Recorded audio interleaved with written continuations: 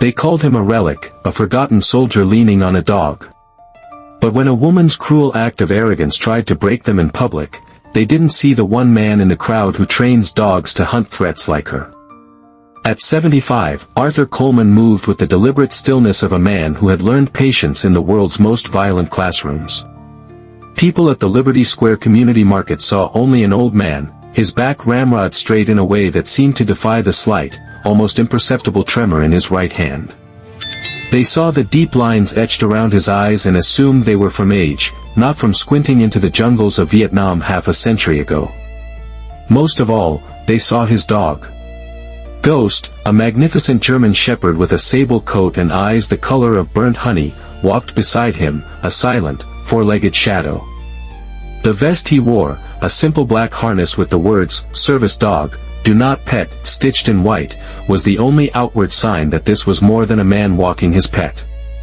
For Arthur, a retired Navy SEAL, Ghost was his anchor to the present. He was the living, breathing barrier that stood between the scent of fresh basil at a market stall and the phantom smell of mud and cordite from a lifelong past. Arthur had trained Ghost himself, using the same discipline and intuition that had kept him alive through 3 tours. Ghost knew, without a word, when the noise of the crowd became the cacophony of an ambush. He knew to apply pressure, a firm lean against Arthur's leg, when his master's thoughts began to drift from the sunlit square to a dark, sweltering canopy. They were a unit, bound not by a leash, but by a shared silence, a mutual need for vigilance. Arthur ran a hand over Ghost's head, a rare moment of public affection. The dog's tail gave a single, solid thump against his leg. Today was a good day. The sun was warm, the air was clear, and the past felt, for a moment, like it was in its proper place. But peace, as Arthur knew better than most, was often just the quiet before the chaos. The chaos arrived in a cloud of expensive perfume and entitlement. Her name was Jessica, a woman in her early 30s whose crisp white linen dress and designer sunglasses seemed out of place among the earthy tones of the farmer's market. She stopped abruptly in front of Arthur, who was examining a jar of local honey, her lip curled in distaste as she looked down at Ghost lying placidly on the pavement. "You can't have that thing here," she snapped, her voice sharp enough to cut through the market's pleasant buzz. "This is a food market. It's unhygienic." Arthur looked up, his expression calm. He had faced down men with far worse intentions than this woman. "He's a service animal, ma'am. He's allowed." He gestured calmly towards the vest. Jessica let out a short, derisive laugh. She pulled out her phone, angling it as if she were live streaming. "Oh, a service animal," she said, her fingers making air quotes. "That's what you all say. It's just a prop, isn't it?" She took a step closer, her voice dripping with condescension. "You people fake this for benefits, don't you? A little sympathy, a better parking spot." A murmur rippled through the nearby shoppers. Arthur's hand instinctively tightened on the leash. He felt the familiar cold dread begin to creep up his spine. This was a different kind of threat, not one of violence, but of humiliation. He chose his words carefully, his voice low and steady. "Ma'am, you need to step away." But Jessica was emboldened by the attention, her audience on her phone. "Or what? What are you going to do?" She lowered her voice to a conspiratorial whisper that was loud enough for everyone to hear. "It's called stolen valor, you know. Pretending to be some kind of hero for attention." The word struck Arthur like a physical blow. Stolen valor. The vilest accusation one could level at a man who had buried friends, who had sacrificed his youth and his peace of mind for his country. The world began to tilt, the cheerful colors of the market stalls blurring at the edges. Ghost, sensing the shift in his handler, rose silently to his feet, his body a rigid line of alert loyalty. He didn't growl, he didn't bark. He simply stood, a silent guardian, ready. Before Arthur could form a response, before he could retreat from the precipice of his own memory, Jessica's hand dove into her oversized leather tote bag. It emerged with a small, black canister. It wasn't the hiss of an aerosol that filled the air, but a deliberate, sustained spray of orange pepper gas, aimed directly at Ghost's face. A collective gasp went through the crowd. Ghost yelped, a sharp, piercing sound of pure agony, stumbling backward, pawing frantically at his burning eyes. The leash fell from Arthur's trembling hand. He dropped to his knees as if a sniper's bullet had found him, his arms wrapping around his suffering partner. "Ghost. Easy, boy, I've got you." But his own world was unraveling. The acrid smell of the pepper spray wasn't just pepper spray. It was the gas from a breached door in a Saigon alley. The dog's pained yelp was the scream of a young Marine caught in razor wire. The shocked faces of the crowd morphed into the wide, terrified eyes of civilians caught in a firefight. The buzzing of helicopters filled his ears, the humid weight of the jungle pressing down on him, stealing his breath. He was no longer in Liberty Square. He was 75 years old and dying in a jungle 50 years ago. Ghost, blind and in torment, was still trying to do his job. He whined, pushing his head against Arthur's chest, trying to anchor him, trying to pull him back from the ghosts that were finally dragging him under. Some people in the crowd pulled out their phones to record the horrifying spectacle, the decorated veteran, lost in a waking nightmare, and the arrogant woman who stood there, a smug look on her face as if she had just swatted a fly. She had not just assaulted an animal, she had detonated a bomb in a man's soul. A few people stammered, "You can't do that," but no one moved to intervene. They were frozen, witnesses to a cruelty so blatant it seemed surreal. Then, a voice cut through the paralysis. It was quiet, yet carried an unmistakable weight of command. "Everyone, back up. Federal incident in progress." A man stepped out of the crowd, moving with an unhurried, purposeful gait. He wore civilian clothes, a simple polo shirt and jeans, but he carried himself with an aura of authority that was absolute. This was David Wilson. His eyes, sharp and analytical, took in the entire scene in a fraction of a second, the canister still in Jessica's hand, the suffering dog, the veteran on the ground, lost to the world.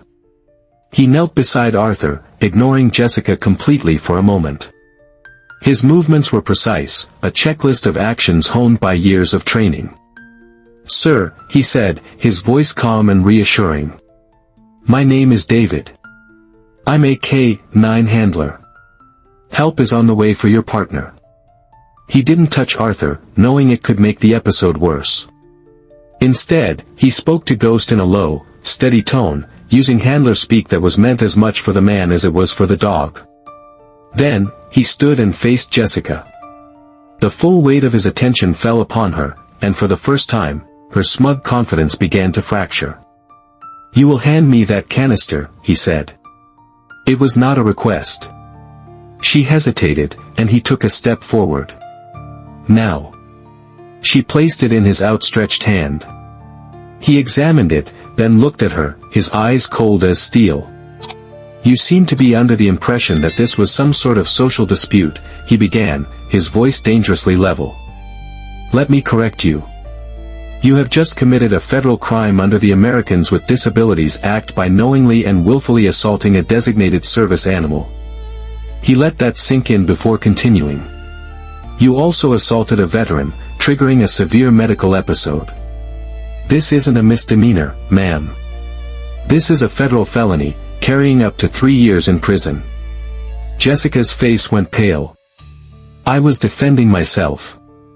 That dog was aggressive." David glanced at the dozens of phones still recording. "Was it? From what I see, and from what I'm sure these witnesses will attest, the only aggressor here was you." He pulled a badge from his belt. "David Wilson, Department of Homeland Security, K-9 Division Master Trainer."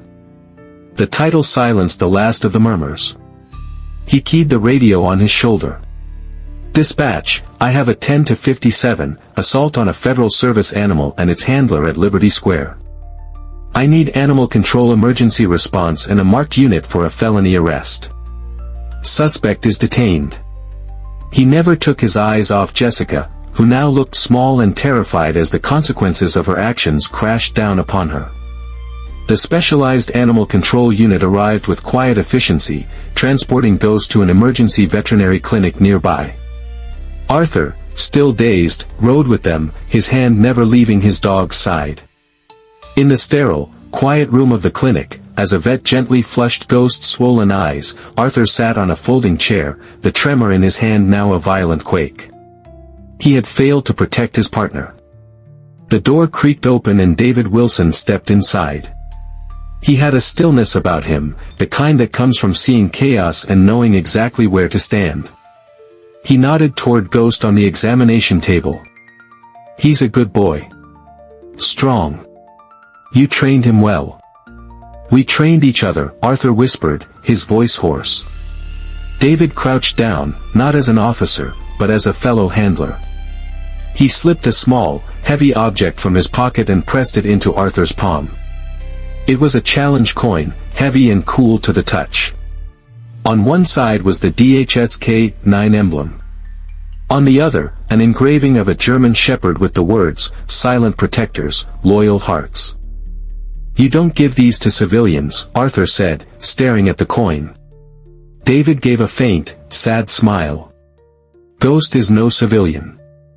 And neither are you. You just dress like one now."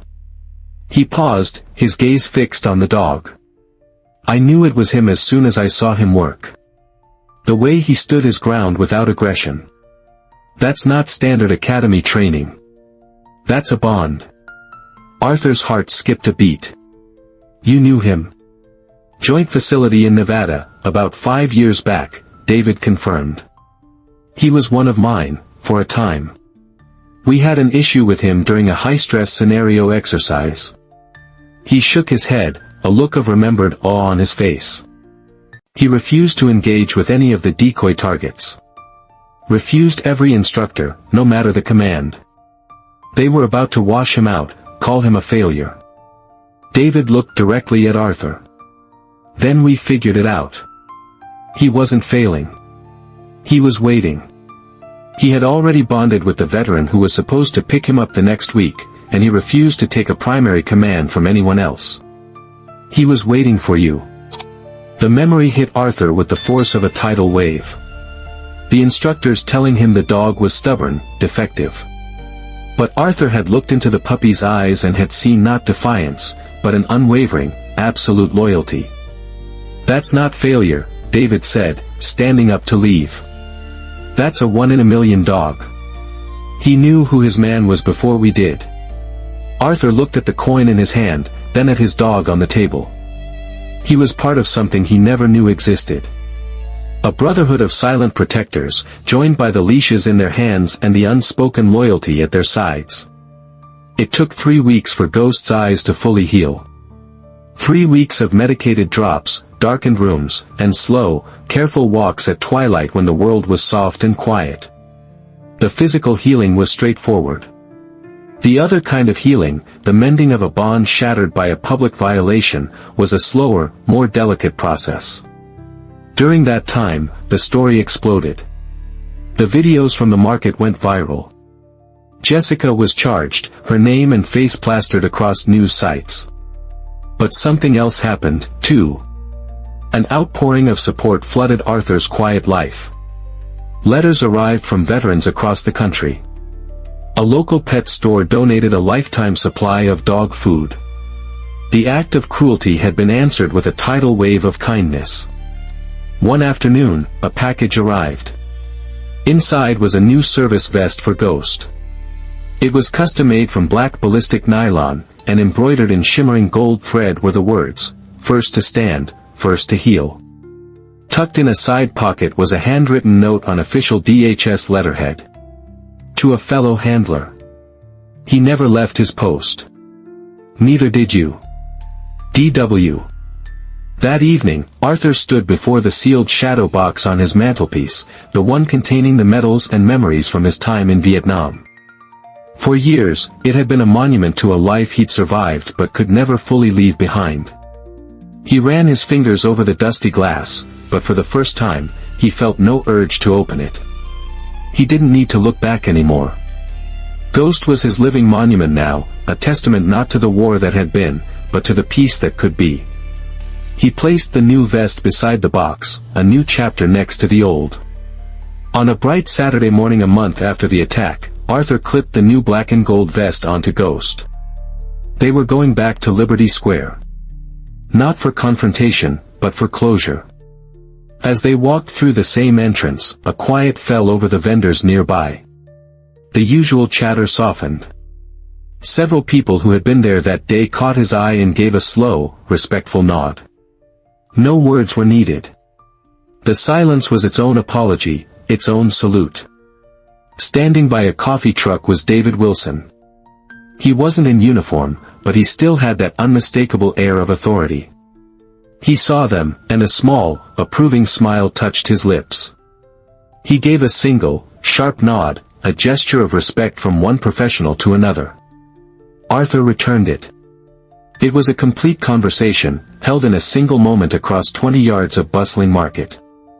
As they passed, David's own K-9, a formidable Belgian Malinois, let out a soft huff of air, a sign of recognition. Ghost's tail gave a single, confident flick in response. The circle was closed. The ground they stood on was no longer a site of trauma. It was their ground again. They had stood, they had healed, and now they had returned. The story of the old veteran and his German shepherd became a local legend. The incident at the market, amplified by social media, sparked a conversation that reached the city council. Moved by the public outcry and David Wilson's official testimony, the city passed a new municipal ordinance strengthening protections and increasing penalties for harassing or assaulting service animals. They called it Ghost's Law. The mayor's office called Arthur, offering him a formal commendation. He politely declined. "Honor the dogs, not me," he said. "Donate the funds to the K-9 unit." He did agree to one thing. A few weeks later, a new stone bench was installed at the very spot in Liberty Square where he had fallen. A bronze plaque was bolted to it. It didn't recount the violence. It celebrated the bond. It read, "For those who ask for nothing, but give everything. In honor of Arthur Coleman and K-9 Ghost."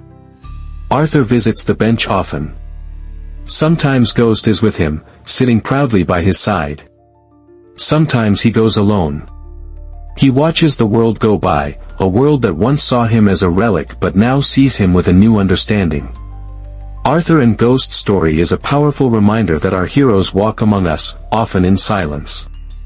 Their battles don't always end when they take off the uniform, and their most loyal partners often have 4 legs. If you believe every veteran and their faithful companions deserve our utmost respect, please share this story. Comment with respect below to honor all the silent protectors.